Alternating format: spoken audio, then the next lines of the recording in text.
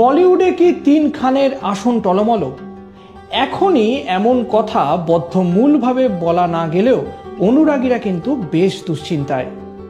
বিশেষত সাম্প্রতিক কালের box office record খানিকটা তেমনই ইঙ্গিত দিচ্ছে।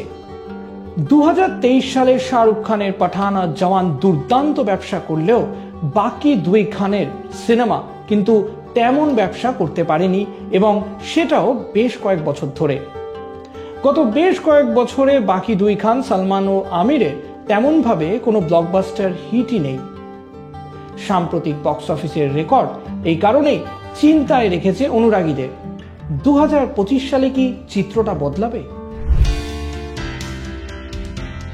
2023 সাল বহু বছরের বক্স অফিসের খরা কাটিয়ে দিয়েছিল শাহরুখ খানের। 2024 সালে তাকে আর বড় পর্দায় দেখা যায়নি। 2025 সালেও তাকে বড় পর্দায় দেখতে পাওয়ার সম্ভাবনা কম।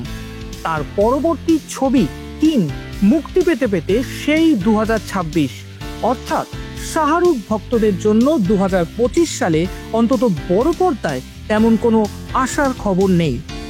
সিতারে জমিন পর মুক্তির তারিখ নিয়ে জল্পনা চললেও তা কবে মুক্তি পাবে তা নিয়ে ধোঁয়াশা রয়েছে খোদ ইন্ডাস্ট্রির অন্দরেই।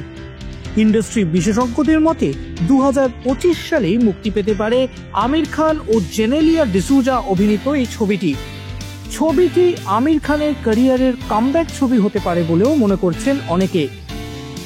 এখনো পর্যন্ত পাওয়া খবর অনুযায়ী 2025 সালে 2 বছর বাদে বড় পর্দায় আসতে চলেছেন সালমান খান আর মুরুগাদোস পরিচালিত সিকান্দার ছবি নিয়ে। এই ছবি সুপারহিট না হলে বলিউডে ভাইজানের জায়গা কি টালমাটাল হয়ে উঠবে? তেমনটা অবশ্য মনে করছেন না কেউই।